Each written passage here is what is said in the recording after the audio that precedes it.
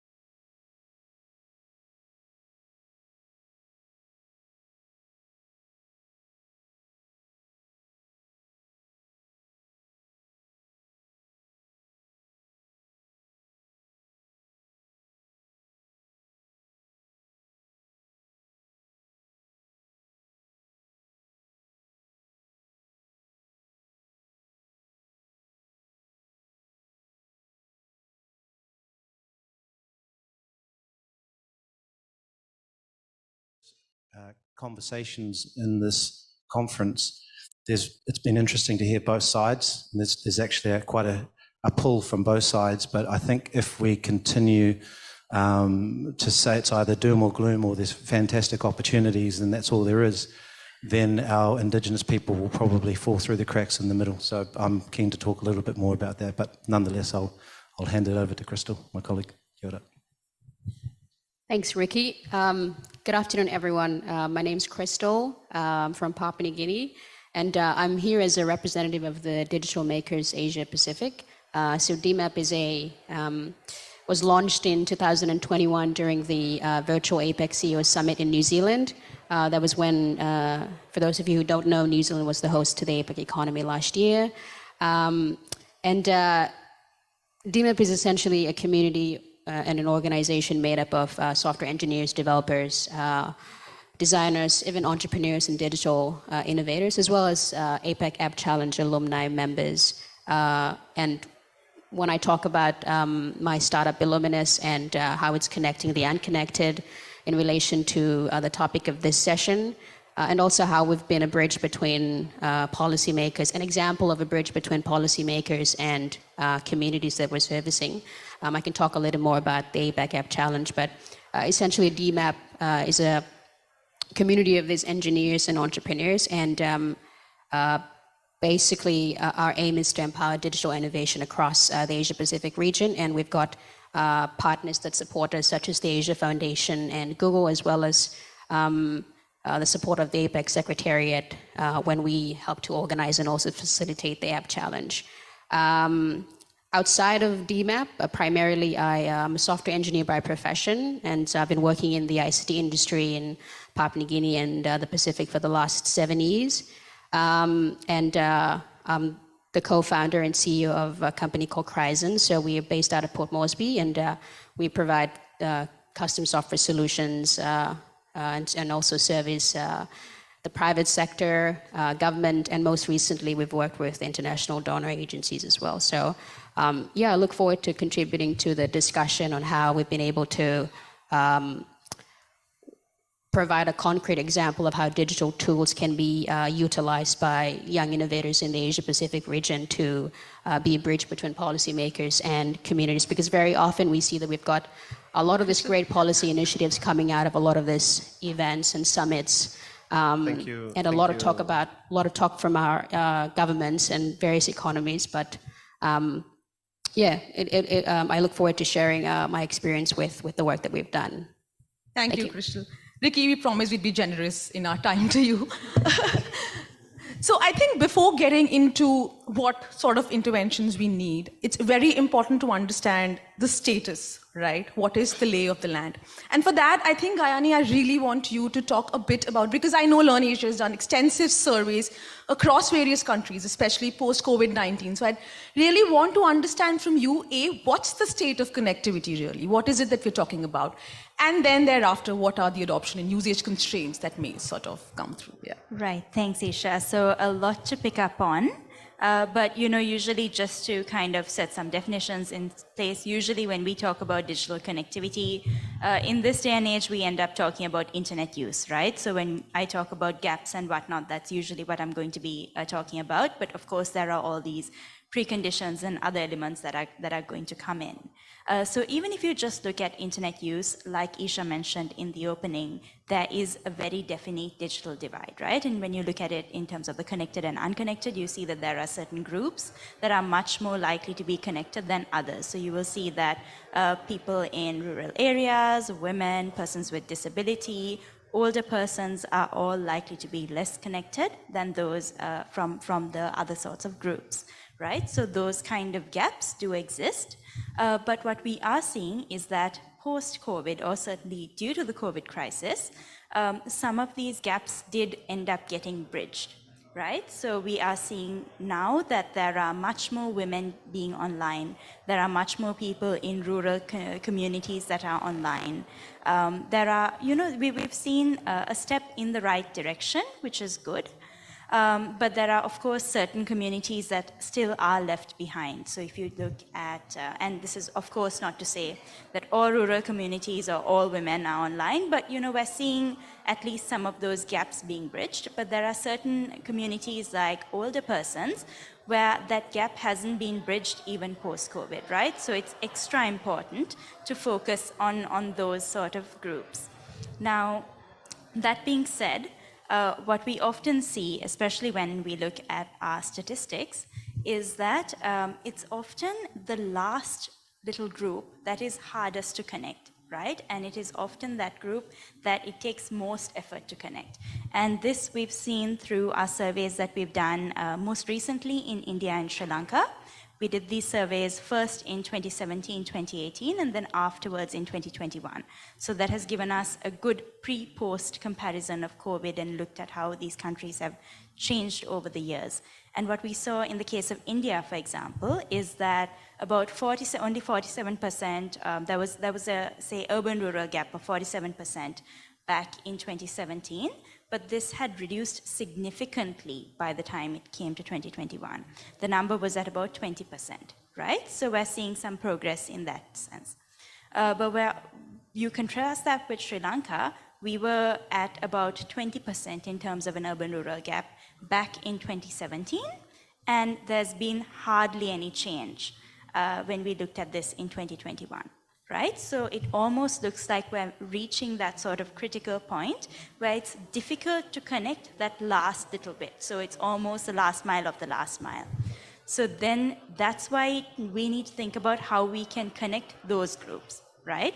And then what we often see when we look at literature, even at other countries outside the region, is that you need to put extra effort into connecting those people. So then we need to think about new types of solutions. So even if you take a look at all sorts of solutions that we looked at even over the past 10, 20 years, like universal service funds, we need to think about how we can actually make them more effective and make sure that those are used well to connect people. Then that's on that light why it's so important to start thinking about other solutions, community networks, LEOs, all those kind of other systems as well as a means of connecting people.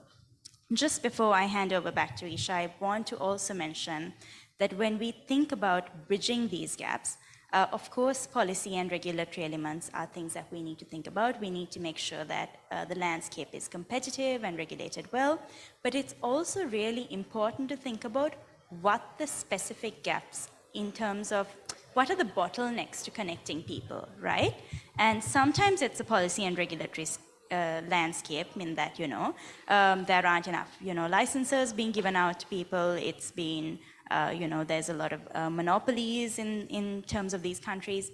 But we're also dealing with a sense where we see that often there is no demand, right? Sometimes people don't have skills. And those are the actual barriers to getting people connected. So even when we look at solutions, we often need to look at how we address those demand side barriers as well. So I think I'll leave it with that, and happy to pick up on any other elements after. Thanks, Gayani. I have a couple of things, but I think, I'll come back to you later. Dr. Tariq, over to you. And from you, I really want to understand, what's your experience been facilitating access at the grassroots level? We'd want to understand from you the sort of practical challenges you face, and what's your experience been generally?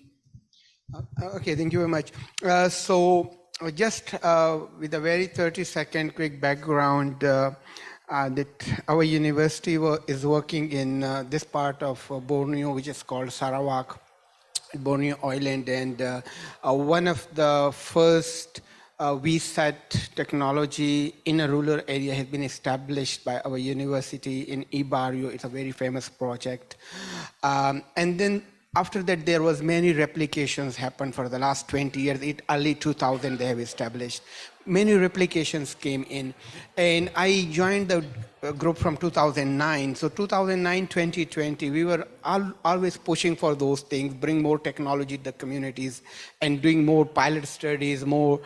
But the problem was still there. And one of the side of COVID was that it really came out to the surface. And interestingly, that the figures, if you go to the Malaysian figures, it's always amazing. 96% of households across the country have internet access. 97% household and 89% of the rural household, which is in Sarawak, 89% of all household, 97% of urban household, and 76% of rural household. So these are from the Department of Statistics Malaysia. These are the figures from 2021, December 2021. But then the Chief Minister of Sarawak or the Prime Minister of Malaysia in 2020 mentioned that actually in the ground situation, the facts are totally different. The situation is totally different. So it means that whatever are the figures, it is acknowledged that the figure is not representing the public experience, the community experience. So when that started, we start looking at it. Where is the gap? Can we go back? And with APC discussion with that, with a very open email to them that okay, we are looking at you. You are doing this work. Can we talk about it? And then we start working on looking at the policy challenges. At the policy challenges, when we, Gayani already mentioned the demand side challenges, so I will not repeat that one. Then we also look at the supply and policy side challenges. The policy side challenges, I will just give you a very quick two examples. So for example, when they are talking about 76% access in Malaysia or 97% access, this is only in populated area. And the populated area has a definition, but then when it is coming in the documents, they don't mention about it, that the figures are only representing populated area. So this terminology is another big challenge, while the people expectation was always high on that. Then the other part is the tools, the usual measurement of quality of internet or services is with the QoS, quality of service. Quality of service in Malaysia for mobile broadband is only talking about download speed. It doesn't talk about upload speed. It is not measured upload speed. So what happens that according to the World Bank, during the 77% of the school student couldn't get access to online classes during COVID. Okay, so the policy challenges, we start identifying it. Then the second part is that the community networks part came into the discussion, that whether community can establish and can take their own role to establish their own network and can sustain their own network in the villages. So, and from there, we also moved toward digital inclusion and digital literacy programs. So that was one part of the second part. The second thing was that we found it that at the policy level, that the policymaker, the other stakeholder, they don't have tools to see or to assess what is the current situation on ground. So we have developed this another application which is called myspeed.site, where the community members can actually test their internet speed, and then the policymaker can see on their side what is the current situation on the ground, what is the current quality of internet on the ground. So that is the second part of that. We found it that is actually the missing point, that the policymakers don't have tools actually. Then the second thing is that even in indigenous community, if there is only one way of access to internet, and if that tower is down, how they are going to report it? That is another part of. So we try to also establish or come up with one solution for that with the APNIC funding actually. So the two things. Now in terms of the way forward, if I look at it, how we are going to move. So first thing is that many of the government projects are coming from need-based approach, where the government projects came in and they say, okay, we are going to provide you internet. But the problem is that they don't mention about for how much duration, who is going to sustain it when you are going out. So the exit strategy is one of the components that we are really focusing on, to ask the government that when they come up with a project to the rural community, they should talk about the exit strategy, and they should inform the community when they are going out, who is going to sustain those projects. So that is one. The second one is digital competency. In terms of problem in definitions, for example, in Malaysia, there was a discussion during COVID that internet should be considered as a utility. In the later stage, internet should be considered as a human right. It comes from the government sector. So the problem is there that whether the community has the capacity to claim their rights, access right, other than the other digital right. That if I'm purchasing an internet service by paying some certain amount, I'm also getting the same quality of internet which is actually claimed. And then the last one is that there is a lot of need in a rural community in terms of the frugal and local innovations.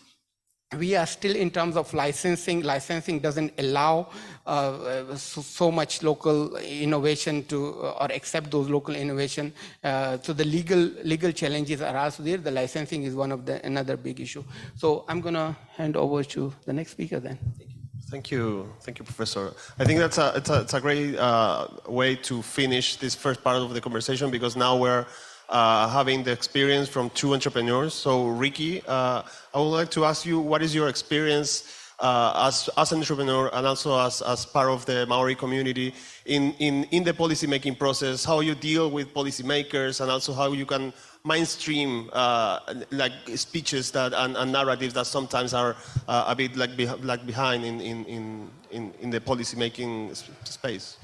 Yeah, I suppose so. I should declare my hand. I was involved, well, I'm a policy person initially, and and have moved into that space of entrepreneurship, and I've always felt that that's the space that I should be in. Any with fellow Cook Islander over here in the room as well, any Cook Islander or any Māori, we naturally have this entrepreneurial sort of vibe, so that I think that was our calling. But when I was working in that policy space, it was at a inter-country, I suppose, level. It was New Zealand last year held APEC 21. We were the host country, and we, the Māori and the Crown hosted together. So Māori together, we represented various parts of our Māori community. And what we managed to achieve while we did hold APEC 21 was that we used that opportunity to drive forward one of the first of its kind, an Indigenous agreement between us and the other 21 economies that wanted to or were able to participate. And certainly some of the things that we've talked about here around some things that we consider basic in New Zealand, other countries are still catching up in those departments. So I acknowledge that, and certainly being around in some of those other conversations in the conference, it's required me to flex a little bit about what I wanted to talk about. So I was always intending to come to the conference with a very open mind and not come with anything scripted, because I wanted to make sure that anything I talked about was more informed than prior to arriving. But when you talk about that space, and I'm just trying to transition from that policy space into entrepreneurship or the private sector, my own belief is that the private sector should be driving a lot of the thinking and a lot of the policy decision making. That's where I stand in terms of my own personal belief in that policy should be more enabling of the private sector, but at the same time it needs to also protect the interests of the community. The proviso to that is that being a Māori and Pacifica is that we actually conduct business a little bit differently to how the Western world might conduct business, and we tend to have concepts that we follow, and you may be aware of some of them, you may not be, but we use various terms where there's consensus around what the meaning of those terms are, and an example might be whakawhanaungatanga, which talks about kinship and it talks about relationship. So when we're dealing with other people, irrespective of what the policy that's in place, these things bind us together quite differently.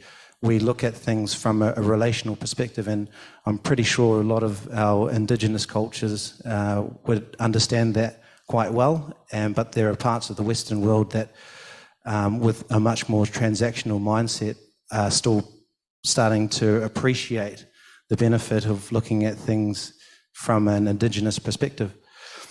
So what that means for me, I suppose, in navigating that policy space, this is all from my own perspective, from a private sector perspective as a Māori, is I naturally have, I suppose, my own inbuilt policies in place which guide me in terms of that relationship that I have with others. So my platform is an online platform. I'm a tech entrepreneur that doesn't develop. So you can, if you want, if there's developers in the room, you can call me a fraud in that regard. I'm happy to concede on that. But essentially, the platform is about it's enabling people to connect with people in order to solve some of the problems that we have around sustainability. Now, in the Māori world, we look at things like sustainability from an intergenerational perspective from the go. So we have a term called kaitiakitanga, which means guardianship. So naturally, we are kaitiaki, or guardians of our environment, and so we're not looking at things for the next sort of 10 years or the next 20 years. We're looking for the next 1,000 years beyond the 1,000 years that we have been in Aotearoa as Māori. So when you look at it through that perspective, that drives a lot of your decision making in terms of how you go about things, and even in the private space. And the fact that we've got plenty of opportunity to assist in this push to mitigate climate change through technology, but also to support a lot of the policy which is coming through in that regard as well. But yeah, I'd love to talk a lot more about it, and I welcome some conversation and questions after that. But I'm happy to leave it there at this stage. Thanks, Rodrigo. Thank you, Riki.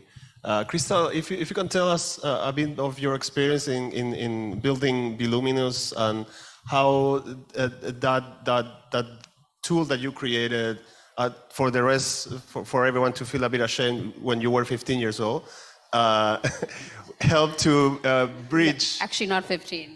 helped to bridge policymakers and mind your analyze communities. And if you can tell us about that experience. Yeah, thanks, Rodrigo.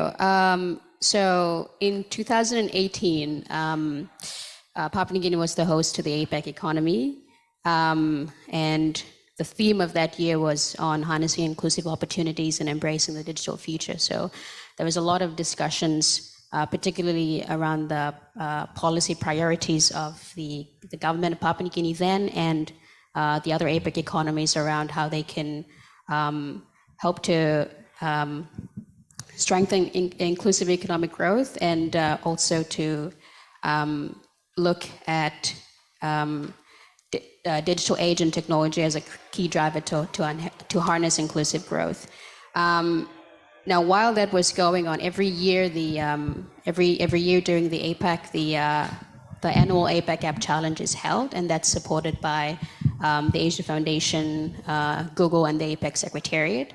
And so the idea of the challenge is there's a 24-hour hackathon, and you've got developers, designers throughout the Asia-Pacific economies that are invited to come to the host economy. And the challenge of the hackathon itself is aligned with the annual theme of the host economy. So the idea is within 24 hours, you're given a challenge to basically hack away and come up with a solution through a digital solution. It could be an app to address a particular challenge. And so after the 24 hours, you've got a 5-minute pitch that you need to do to the judges, which are made up of the judges from Google, the Asia Pacific, and the APAC Secretariat.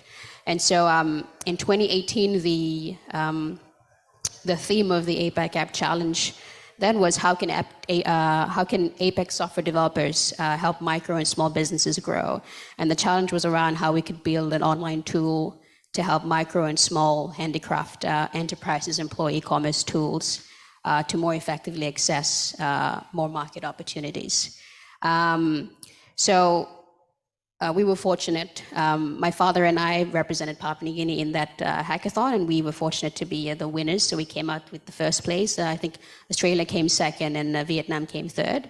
But the importance of the APAC Challenge was that while the policy discussions and dialogues were going on between the various APAC economies, the APAC App Challenge provided an opportunity for young innovators and entrepreneurs throughout the Asia Pacific to come together and bridge that gap between the policy makers and the communities within the Asia Pacific region.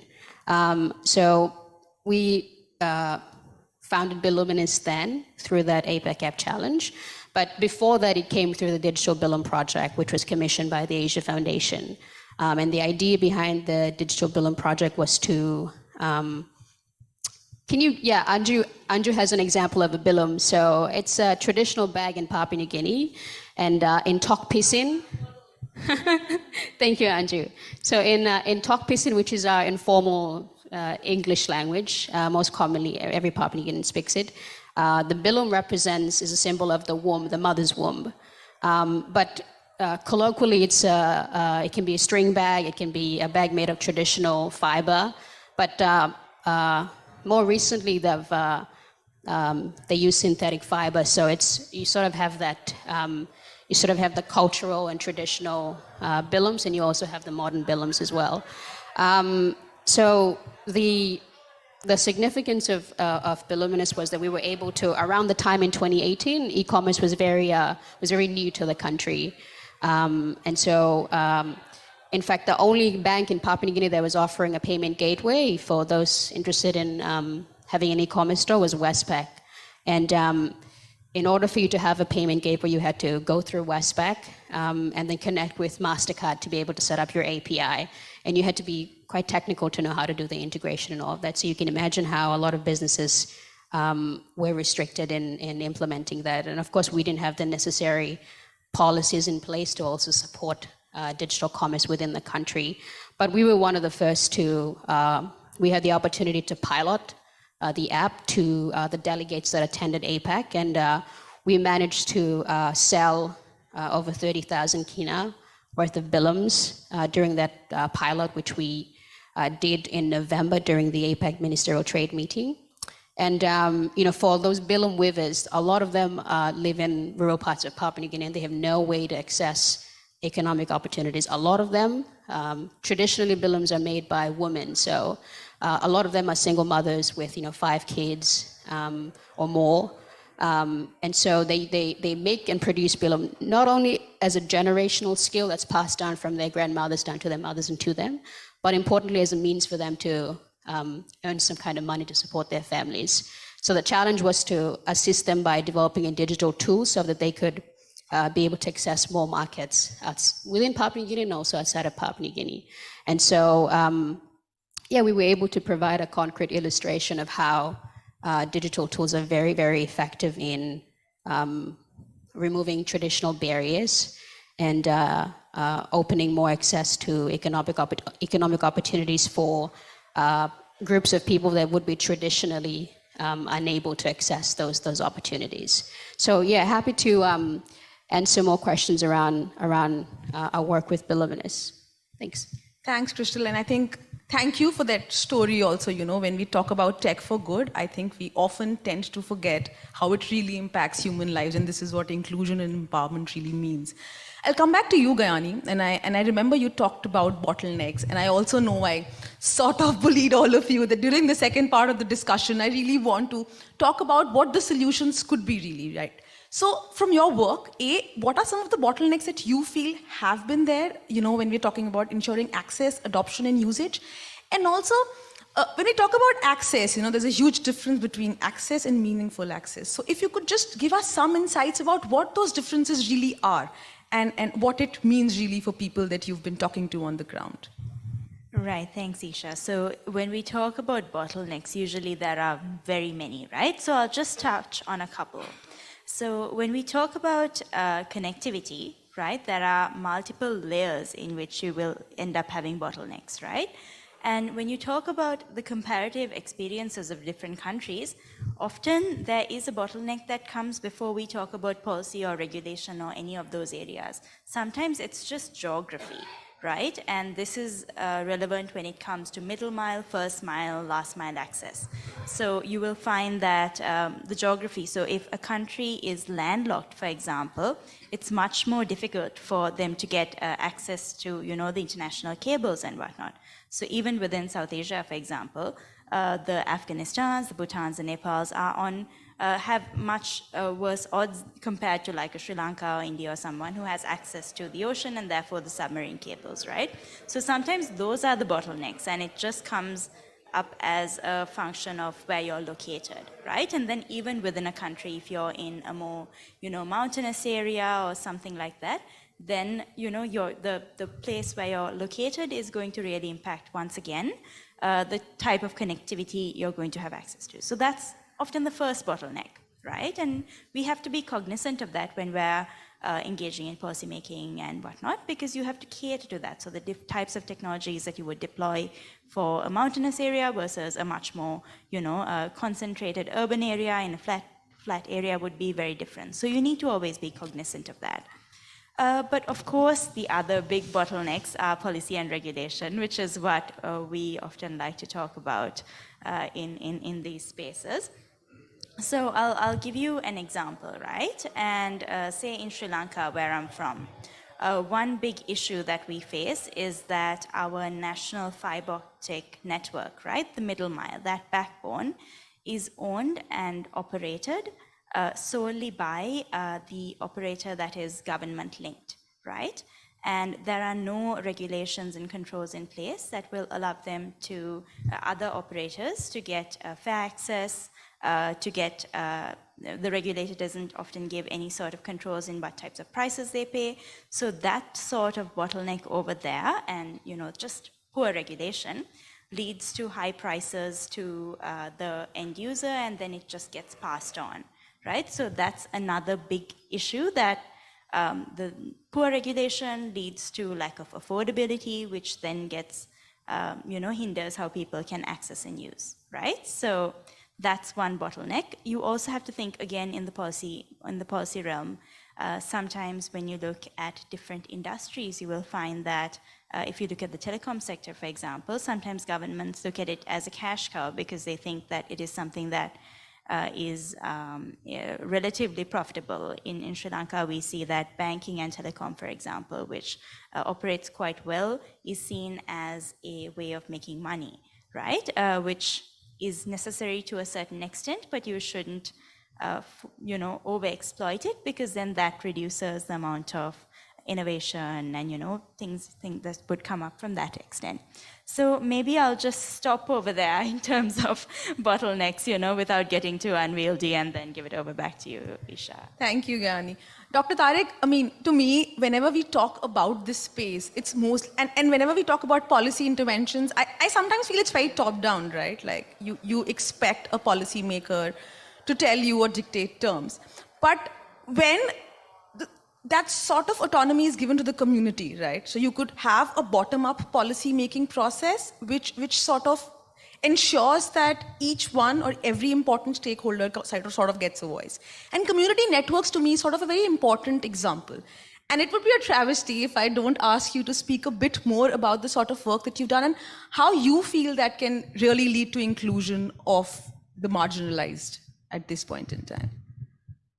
Okay, so I think it's also important. Sometimes it's also very interesting that in the aspect of time and space, in which time you are, I think during the COVID, when they start coming out to the surface, government realized that there is some fundamental problems in the system.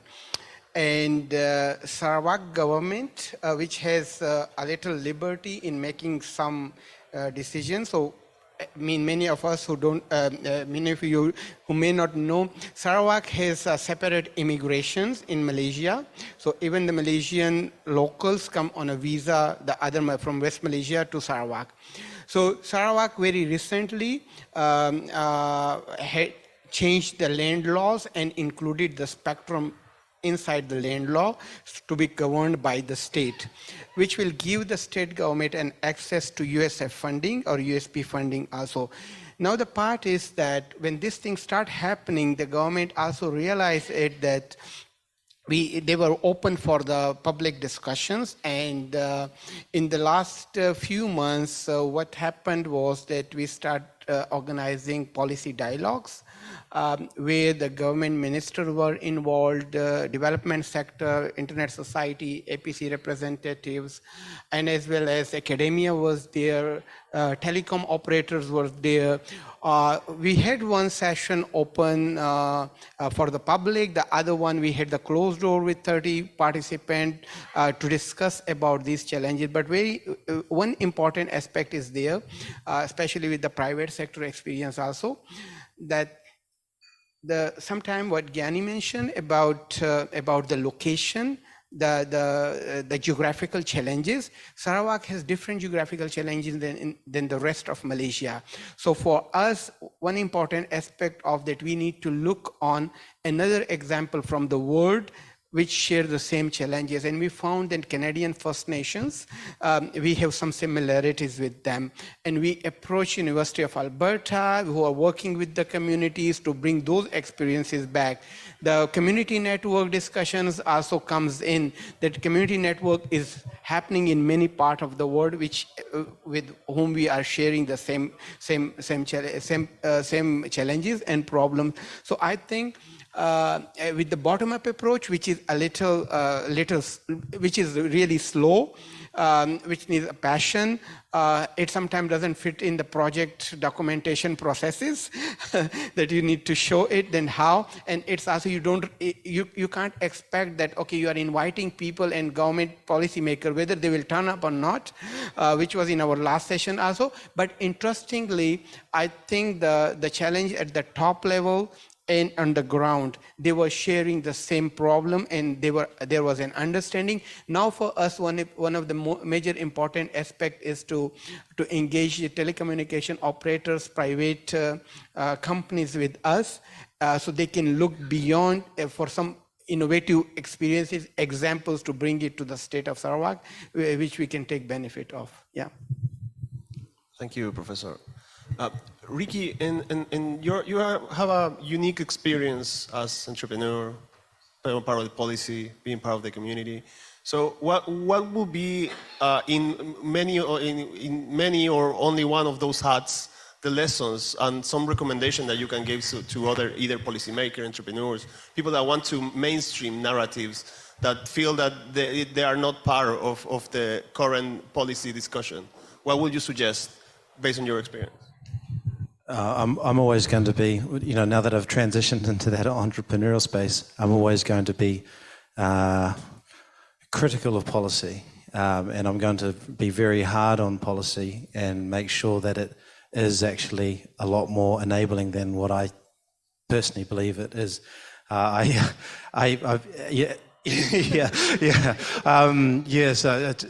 I tend to start on that premise of policy being a handbrake. But then I can be convinced otherwise from there. And the reason I say that is that I feel that there's been plenty of opportunities for entrepreneurs to empower various communities, but for the fact that it just got too hard. Policy just made it so, the bureaucracy and the red tape just made it so difficult that people actually, they either ran out of money because of the compliance costs, or they just ran out of energy because they were sick of fighting the system and the policy. And it's no fault of any particular individual or any particular government. It's just the whole machine itself sometimes moves a little bit too slow to actually keep up with the private sector. And then by the time it actually mobilizes itself, those people in that private sector have moved on to challenge other parts of policy.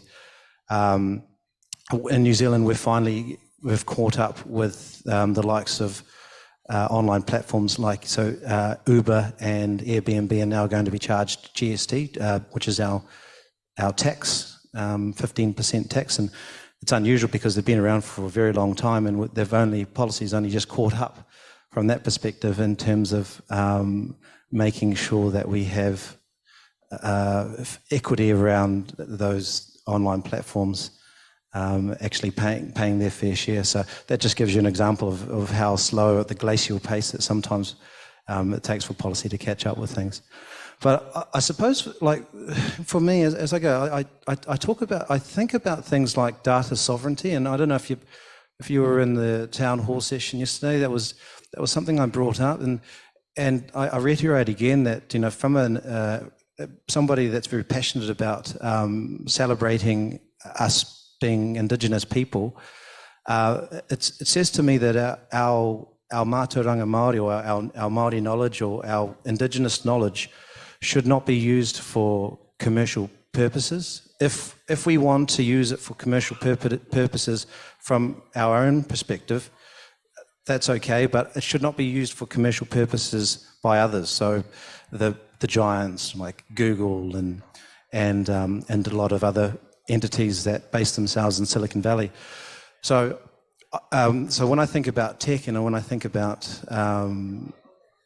policy, I suppose, in that regard, and that's probably where I can be convinced that policy needs to play a place to actually protect the people that are at the bottom, so that their intellectual property isn't snatched up by the big corporate giants. And so that's where I am actually a little bit more empathetic. I can be talked around the handbrake, which is policy, but also I also reflect on things where there's this unconscionable, there's this bias, there's this natural bias in terms of the people that are putting together the algorithms And so any sort of device which is using artificial intelligence and, you know, the information that it puts in front of you, it's designed by people that aren't the people that are actually seeing that information. So naturally, you're not going to perhaps see the information that you should see, particularly as an Indigenous person. So I think that voice is probably missing as well. And the, you know, the likes of myself as an entrepreneur, both of us, we can do so much to enable that, but we still are reliant on those giants, those corporate giants in that regard, as they are the platform that we have our platforms on. Thank you. Similar, Crystal, in your view, what are the lessons on your experience and the challenge that you have faced from that can be used as a case for policy-making process in the future? I wholeheartedly agree with the points that that Riki shared.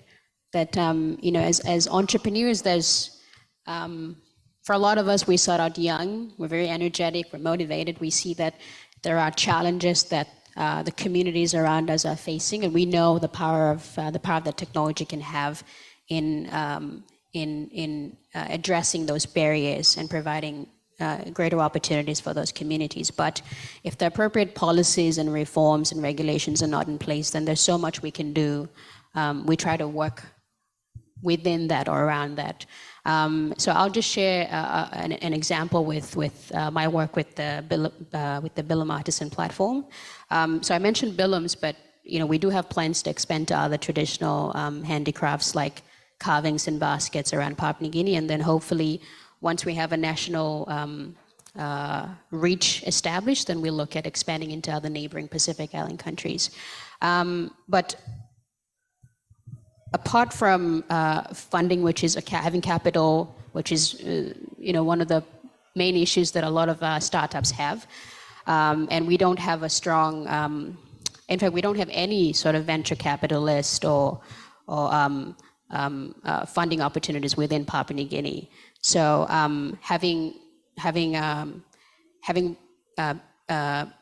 my own company that I'm running, which is separate from Biluminous, instead of trying to work on both at the same time, I've tried to just focus on building Crysan, my first company first, so that I can have enough capital to then invest into Biluminous. So, but we do have partners that are helping to address other areas that are challenges that we're facing. Because you know, the solution itself that we're building is just a digital platform. But when we try to put it out, we realize that there are other issues that are existent that we need to address as well.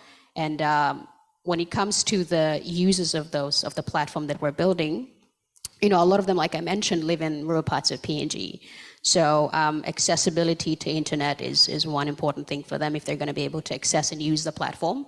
But then we realize that, hang on a minute, they can't use the platform because they're not literate to use it. So how do we consider, you know, their literacy levels, and how do we work around that? So we've realized that we're better off just, we need to provide a complete solution that so that they know that all I need to do is just produce my traditional handicrafts, and we support them with sending it to our warehouse, and then we handle everything for them, rather than having them feel like, oh, I need to be able to use this app, or because then you'll just create additional challenges for them. So we're aware of the challenges that are existent within the nature of the work that we do, and so we've tried to look at the partners that are there to support us. Like we've got the Asia Foundation, we've got partners like MasterCard, and in addition to, you know, one of the primary benefits of having such a platform is providing those economic opportunities to those artisans. But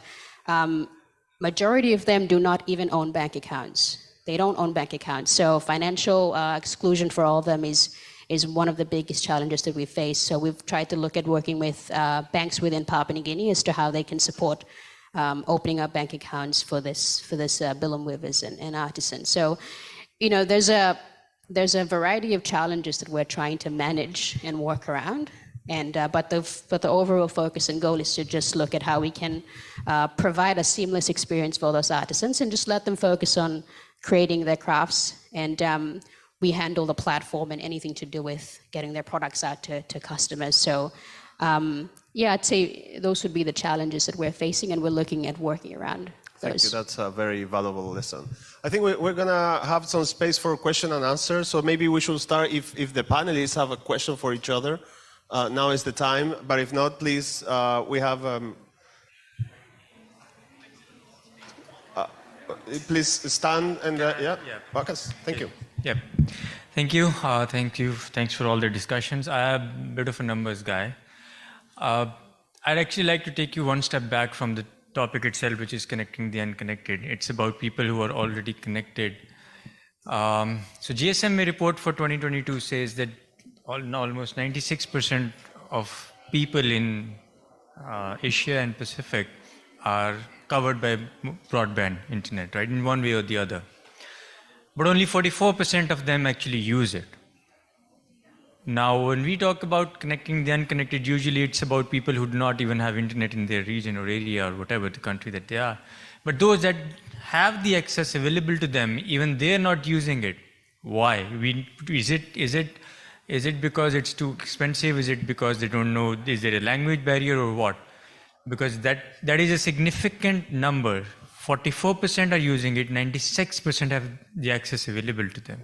Any of the panelists could maybe shed some light on this. Thank you. Please.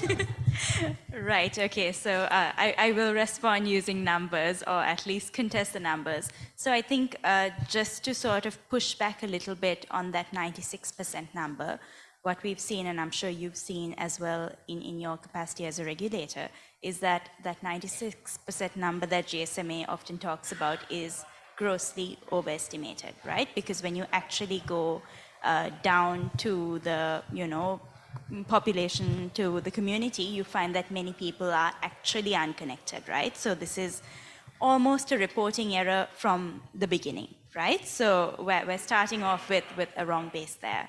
And even if people do have connectivity, often the quality of service is so bad that it's almost unusable, right? So we're dealing with a first high-level issue there. But of course, even if people have connectivity, we have seen, certainly through our surveys, that there is a demand problem, right? Which is what I was alluding to at the very beginning of my remarks. In that, certainly in Sri Lanka, what we find is even if there is decent quality of service, even if it is affordable, and honestly, Sri Lanka, at least historically, is a country where we've had fairly good affordability numbers, there is a lack of need, right? So when we ask people, why aren't you connected? They say, oh, I actually have no need to do this, right? And we saw this even in a post-pandemic sort of situation, where you looked at the proportion of people who had used food delivery platforms, for example. Post-pandemic, after you came out of the lockdown, you found that 58% of people who used these platforms during the pandemic stopped using it. And when you ask them why, they said, oh, I have no need. I can go back to the physical grocery store. I like touching, feeling the vegetables. I don't trust the sellers to send it to me. All those kind of elements came up. So I think there is that sort of need element that also needs to be dealt with. Of course, there are skill barriers as well. But yeah, so I think sort of a two-part answer. One is I think the coverage numbers are overestimated. And then, of course, that need relevance element also comes in. Do you think usage numbers are correct? Sorry? Do you think usage numbers are correct? I think that's probably closer to the right elements, yeah. Yeah, I was just going to just respond as well to that. Perhaps the title of that particular session, Waka, should be Connecting the Disconnected, as opposed to the Unconnected. And I suppose I come from, using that cultural lens again. Sometimes a lot of the products which are made by people offshore, and then they bring it into a space where they haven't actually got any consideration of the local dynamics and the local context, which means that it might be fine from a tech, as you were saying, they might have connectivity, but in actual fact, it's not fit for purpose. So that they don't actually understand how to navigate the tool, because it's spoken in a different style, or it's the feeling, as you say, people want to go to the shop and they actually want to feel things. Well, that sometimes is a cultural consideration as well, which isn't taken into. But you can solve some of those things through technology if you do it right. But then again, it requires having that conversation with people locally. But anyway, cool. Thanks. Thank you. Please. Thank you. I'm Lina Green. Thanks, Riki, for actually mentioning that. So I've been involved in digital divide issues since 1986 to now. So a lot of the things you all talk about has been spoken about in many, many forums. However, one concept that I want to elevate from the three of you, because interestingly, all three of you are talking about indigenous communities as well, right? Those are new conversations that need to happen. In the US, there's a guy called Edgar Villanueva in impact investing has been calling for decolonizing wealth. I think it is time that we also have a conversation about decolonizing the digital divide, because those issues that you raised, Riki, are very, very pertinent. One is data sovereignty. Why are people not needing it? It's not what they need. It's not how they need. They may not even trust it. Who owns my content? What's it going to be used for? And all the appropriation that goes on. You asked a question yesterday too, which was also very pertinent. Machine learning basically is based on the existing data that has unconscious biases worked into it, which is why the prisons are filled with people of color, for example, more likely to be racial profiled. So I think we do need to use that angle when we have this conversation. How can we decolonize telecommunications? How do we build community networks and structures that actually brings about a more just world?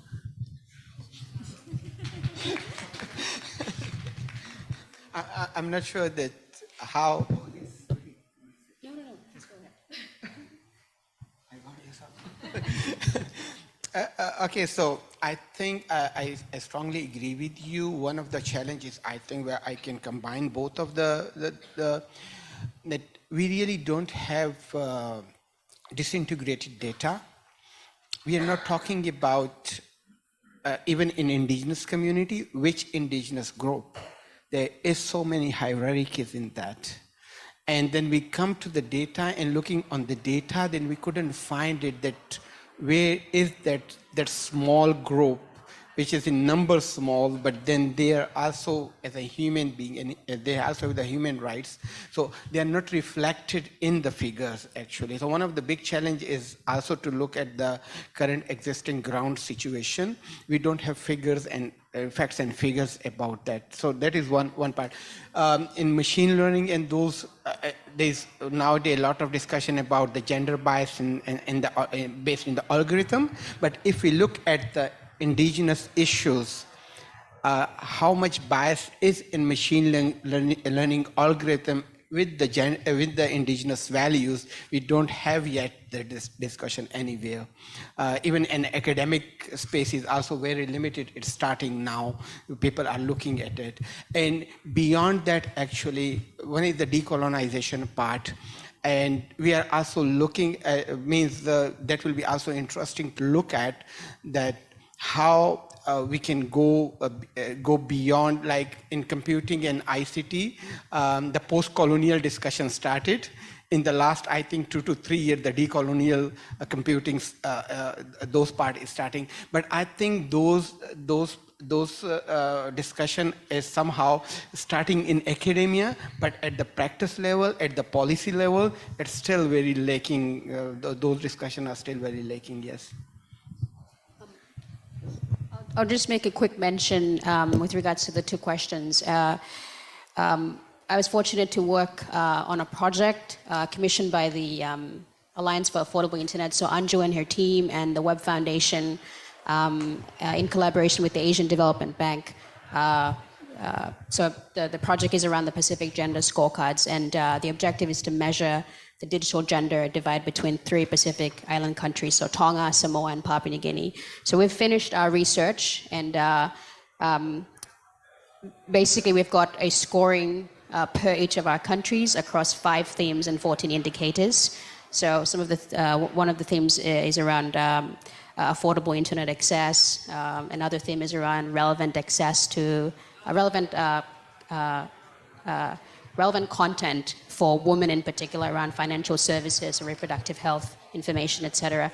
So the gender scorecard is excellent because within our specific countries we're able to collect data to see how to come up with an action plan after the report is completed And there'll be a regional report that's going to be launched combining those, combining the research coming out of the 3 countries, but also individually there'll be a country level launch of the reports. But essentially the reports will have the scoring across those 5 themes, and importantly, like a 5-point action plan on what our various governments can do along with the appropriate partners to provide them with the data that this is what's happening on the ground when it comes to women's access to the internet and other benefits that the internet does provide, as well as we've also included people with disabilities as well. What are their challenges in accessing the internet and the benefits that it offers? So I think having such a project is great because it provides the data on the ground to inform that in these specific countries, these are the specific challenges that need to be addressed when it comes to traditional groups that are usually marginalized or cannot access, continue to remain unconnected from the internet. Yeah. Thank you, Krista, and thank you, everyone. I think there is a lot of very important concept that I personally hope that will be reflected in further work in IGF at different level. But there's something that wasn't mentioned, and I think is very important for the policy making process, which is the knowledge sharing, and knowledge sharing understood also on the peer effect and the importance of the peer effect in the knowledge sharing process, which is what we're doing now, like the relevance of gathering in person and talk about this. I think for us, this panel was a starting point of a conversation, and we'll be around in the forum, so please feel free to ask us if you have any questions to particular individuals about Asia Foundation, about CIS. So happy to continue this conversation. I hope that this is a starting point. And thank you, everyone in the panel. I think this is a very relevant conversation that we had.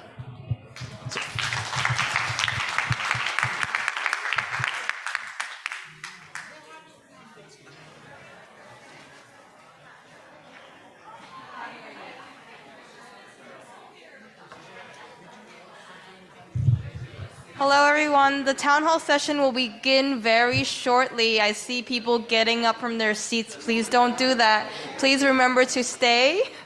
This is one of the most important sessions at APrIGF because it's your time to tell us in your words what is